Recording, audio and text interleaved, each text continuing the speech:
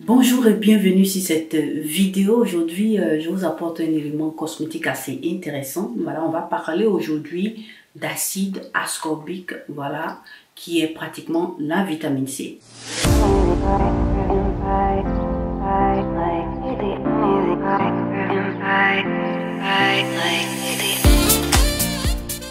Donc, comme je le disais, voilà, l'acide ascorbique est connu sous le nom de vitamine C. La vitamine C a des avantages, mais aussi des inconvénients à ne pas négliger. Donc, je vais essayer de t'expliquer un peu tout dans cette vidéo-là pour que tu puisses voir un peu ce que c'est que la vitamine C, voilà, l'acide ascorbique. Et puis, je t'invite à rester jusqu'à la fin pour que tu puisses avoir pratiquement tous les éléments et puis savoir comment est-ce que tu dois utiliser ça. Bien avant ça, moi je t'invite, si tu n'es pas encore abonné à cette chaîne, à t'abonner, voilà, à cliquer sur la cloche de notification pour ne plus perdre mes vidéos. Et puis aussi, je t'invite aussi à laisser un commentaire. Ne pars pas de cette vidéo sans avoir laissé un commentaire.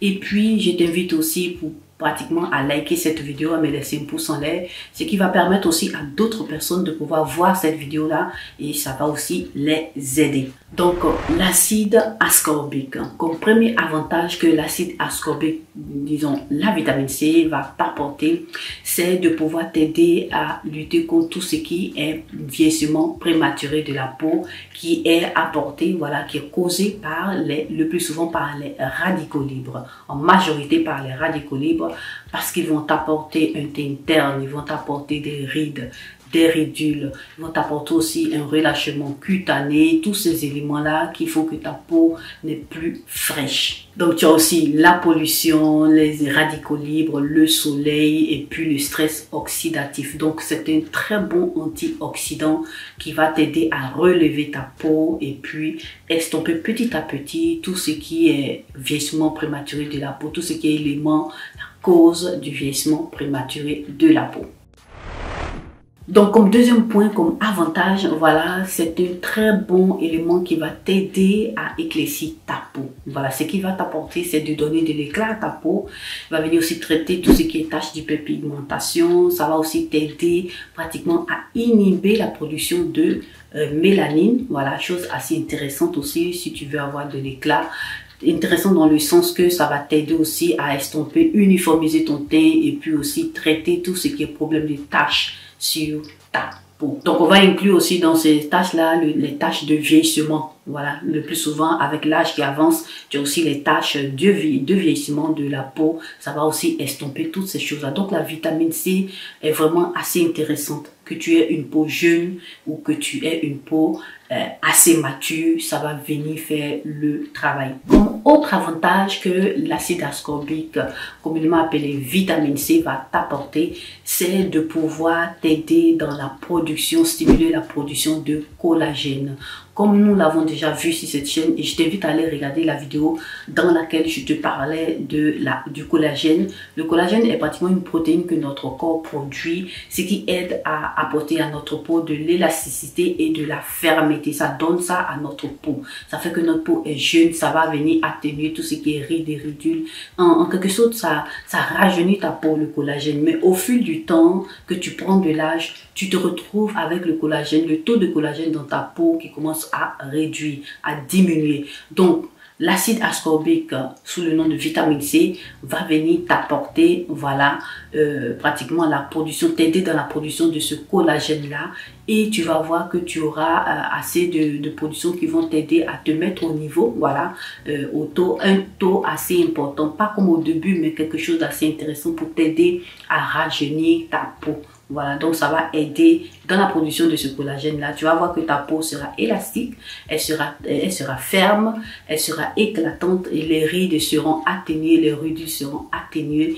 Et puis voilà, tu vas voir qu'il y a un grand changement, voilà, sur ta peau, assez intéressant, et ta peau sera plus lumineuse. Donc là, on a parlé des avantages. Tu vas voir que ça va lutter contre l'hyperpigmentation, lutter contre les rayons UV, voilà, qui attaquent ta peau avec les radicaux libres, voilà, qui créent des désastres sur ta peau. Et ça va aider aussi par rapport à te donner une bonne texture. Voilà, tu vas voir que ta peau aura une belle texture, elle sera bien lisse, elle sera souple et puis aussi elle sera éclatante. Donc c'est assez important. Ça va t'apporter toutes ces choses. Ta peau sera ferme et tu vas voir qu'elle sera rajeunie. Ce sont tous ces avantages et ces bienfaits que t'apporte l'acide ascorbique. Mais il n'y a pas que ça, tu as aussi quelques-uns, tu as aussi des inconvénients que tu dois connaître aussi pour savoir comment est-ce que tu dois te comporter quand tu es en face de ces situations. Comme premier inconvénient, c'est la stabilité. L'acide ascorbique est pratiquement instable. Au contact avec la chaleur, avec aussi la lumière et l'air, tu vas voir qu'il est instable. Voilà, avec le temps, il va commencer par changer de couleur. Donc si ton acide ascorbique, ta vitamine C est assez instable, que tu commences par remarquer toutes ces choses-là, que la couleur change parce qu'il est au contact avec ce que je viens de te citer, il faut faire attention pour ne pas que ça te donne un autre effet négatif sur ta peau.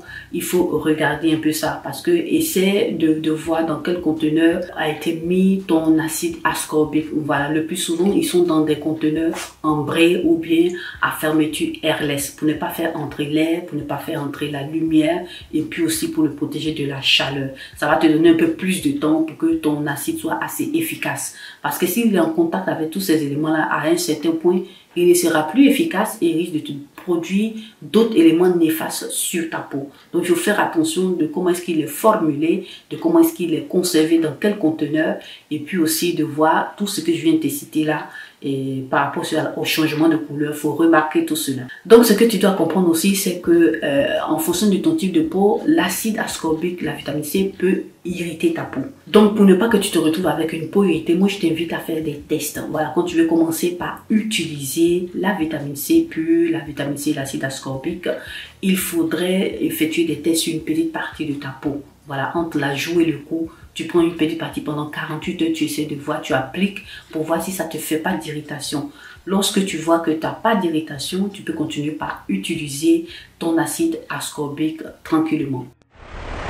Comme troisième point, tu vas voir que ici on va parler d'incompatibilité avec certains ingrédients. Voilà, donc il est incompatible avec pratiquement le rétinol et puis les actifs cosmétiques. Il faut faire attention pour ne pas que ta peau puisse se retrouver dans ces cas-là. Moi, je t'invite à faire attention à ça. Quand tu utilises le rétinol, n'utilise pas la vitamine C. Quand tu utilises la vitamine C, n'utilise pas le rétinol ainsi que les actifs cosmétiques. Donc, il faut faire attention où tu utilises un et après, tu viens continuer par utiliser l'autre. Voilà, les deux ensemble. Pas du tout. Remarque ça pour ne pas te créer des irritations graves sur ta peau.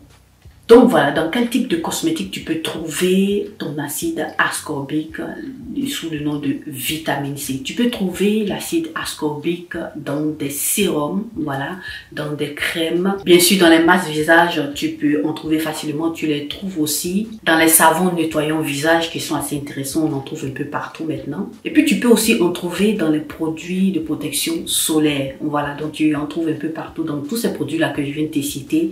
Et bien évidemment, je t'invite à suivre tout ce que je t'ai dit auparavant et puis tu vas voir que tu pourras l'utiliser facilement, tu pourras voir comment est-ce qu'il faut faire, comment il faut te comporter en fonction de ton type de peau, comment est-ce que ça réagit sur ta peau, voilà, tout cet ensemble-là.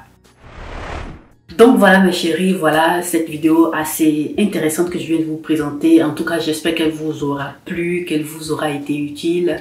En tout cas, likez, partagez cette vidéo sur vos réseaux sociaux, à vos amis, à vos connaissances. Si tu es passé pour la toute première fois cette vidéo que tu m'as vue, pour la toute première fois, n'hésite pas à t'abonner, voilà, et à cliquer sur la cloche de notification pour ne perdre aucune de mes vidéos. Laisse-moi un commentaire, ne sors pas de la vidéo sans me laisser un commentaire. J'aimerais bien te lire si tu as déjà utilisé certains types d'acide ascorbique, voilà, de la vitamine C. Et puis voilà, laisse ton commentaire pour aider aussi d'autres personnes. Et donc voilà, nous nous revoyons à la prochaine vidéo.